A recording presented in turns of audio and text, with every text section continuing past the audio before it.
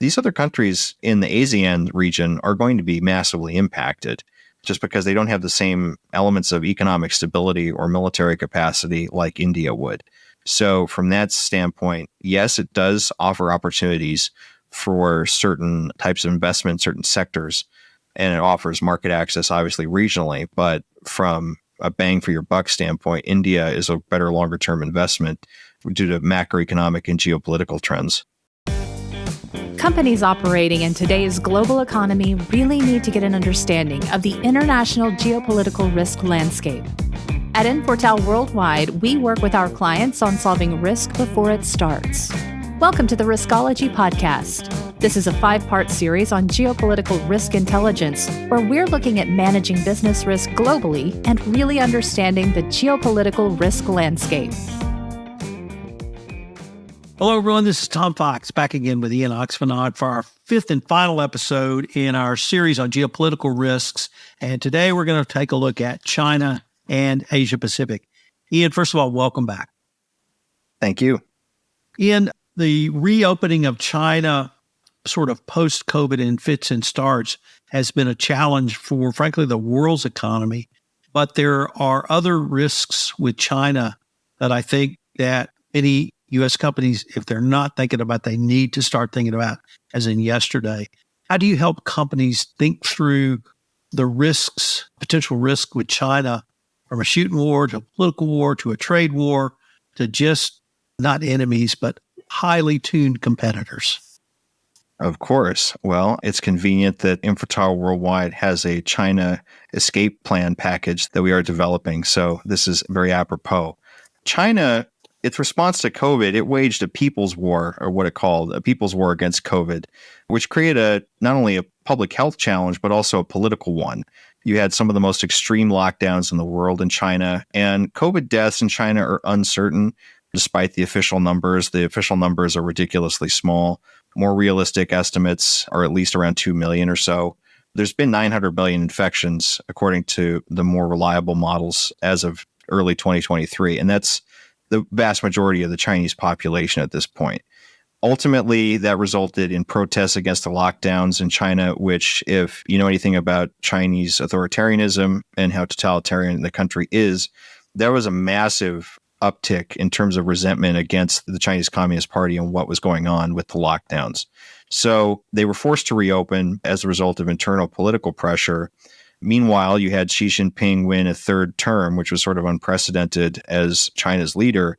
And this reopening spiked inflation worldwide, right? Because as China reopened, energy consumption resumed, and this was largely due to oil consumption. That increased production costs globally. And as a result of this, that's affecting some of the inflation worldwide that we're seeing now. It's not the only cause, but it's one of them. China's foreign policy, however, despite its internal issues with state-owned enterprise debt and sort of lingering resentment over COVID, China's getting very aggressive in terms of its geopolitical outlook and its foreign policy.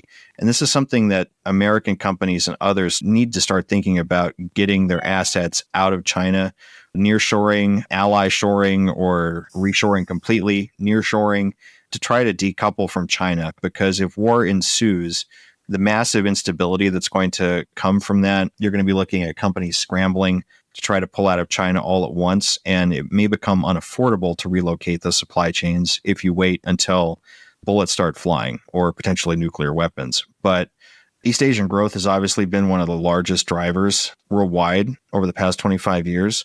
And this could all abruptly halt if China invades Taiwan and tries to reabsorb Taiwan by force. Beijing is making regular incursions into Taiwanese waterways and airspace over the Meridian Line. As of 2022, there's been over 1,700 incursions from different planes from China, from the PLA military and Chinese warplanes entering Taiwan airspace. And this makes war potentially possible overnight with no advanced warning. So the warnings are already there that this is occurring. There's also Chinese tensions with India and the Himalayas.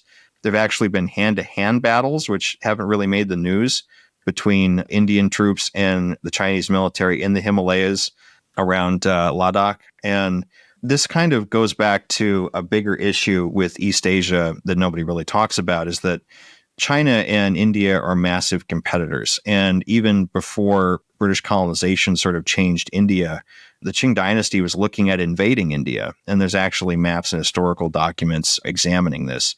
And that's sort of, China has kind of a superiority complex vis-a-vis India related to this. And you see disputes over water and territory around the Himalayas.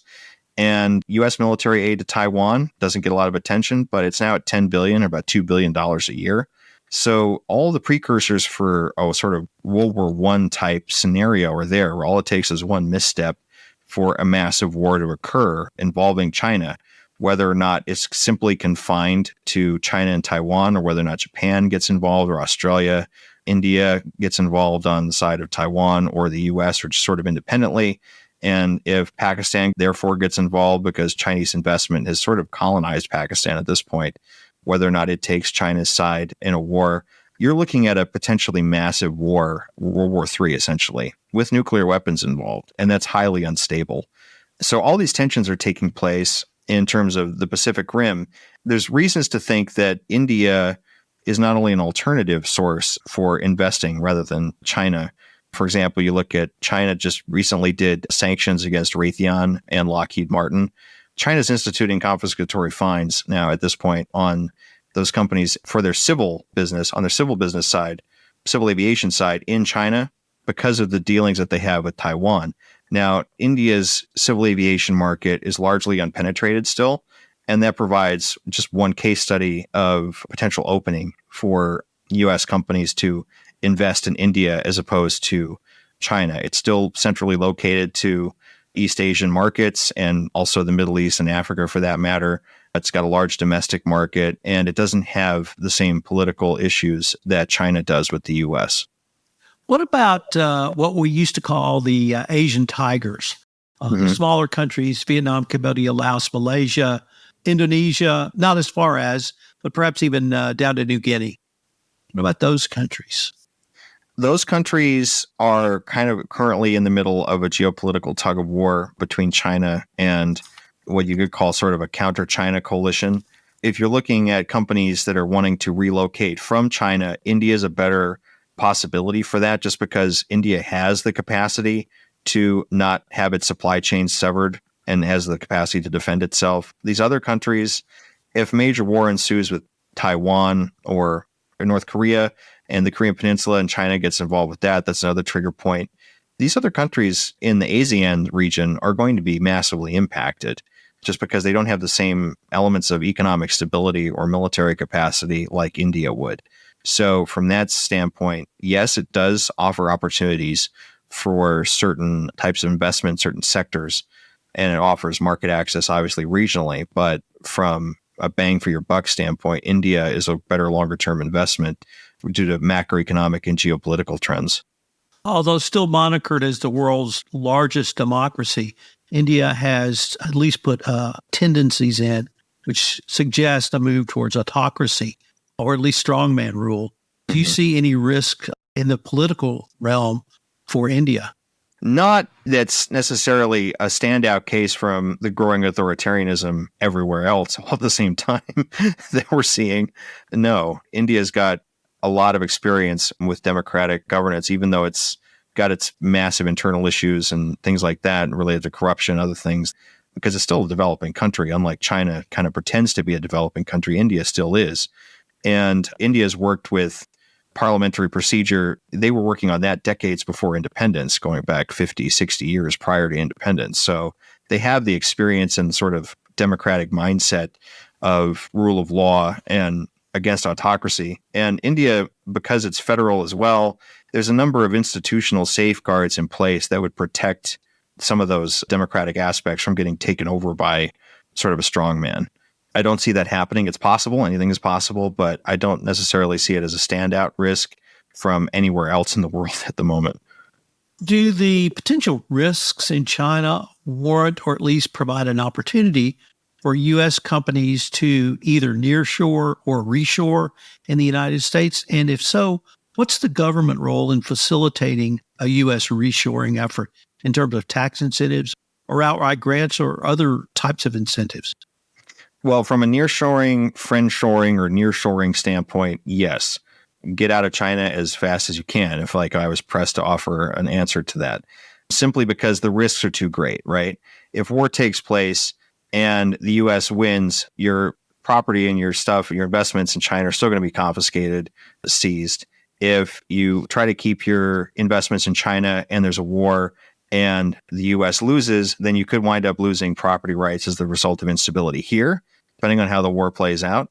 But you also have other aspects of this too, where really it's kind of a no-win situation if you remain in China when there's safer alternatives. From the government standpoint in the U.S., that's a heavier question to answer because you're not just looking at national incentives, you're also looking at state incentives, local incentives, because unlike other parts of the world where it's more centralized, the U.S. has multiple layers of government that play a role in this that most other parts of the world don't necessarily have.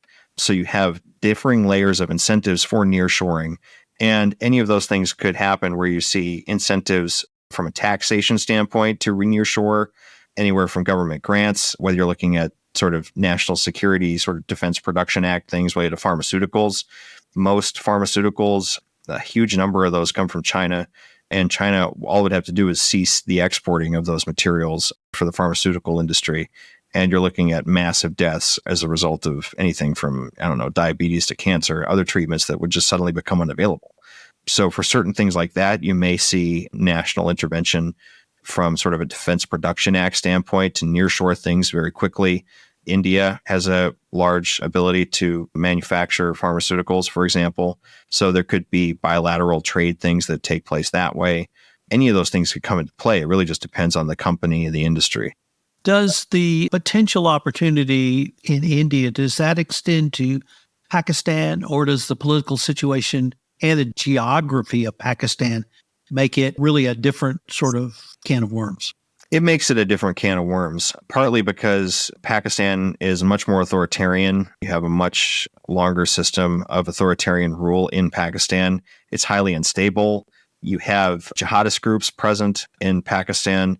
You have China, which is heavily present in Pakistan to the extent that you could almost call Pakistan a colony of China, partly because if you're looking at Chinese overland routes to the Indian Ocean, which they can't directly access, Pakistan is that sort of corridor that allows them to reach from China itself to the Indian Ocean.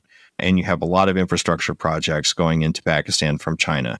So from that standpoint, you're looking at an extension of China. You're looking at authoritarian risks domestically and organic to the country itself. You're looking at terrorism risks. The risks are plentiful enough and interlocking enough that it's a completely different can of worms than India. Well, Ian, unfortunately, we are near the end of our time for this episode, and indeed the end of our time together for this series. I wanted to thank you again for taking the time to visit with me. It's been a great series. And let's end, if our listeners wanted any more information or perhaps even to follow up with you directly, what would be the best ways for them to do so? Check out our website, Infortal Worldwide. Ian, thanks so much, and I greatly look forward to continuing this conversation. Thank you.